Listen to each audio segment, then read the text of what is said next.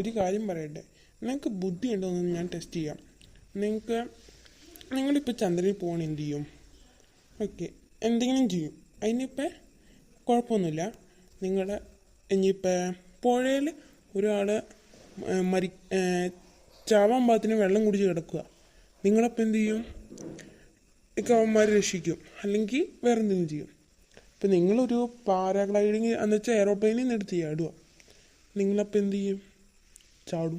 വേറെ എന്നാ ഇവിടെ എന്നെ ചോദിക്കണേ അല്ലേ? ഞാൻ എന്നാ ചോദിക്കണേന്ന് എനിക്ക് പോലും അറിയാൻ പാടില്ല. നിനക്ക് ബുദ്ധി ഉണ്ടോ പോയി ടെസ്റ്റ് ചെയ്യാം.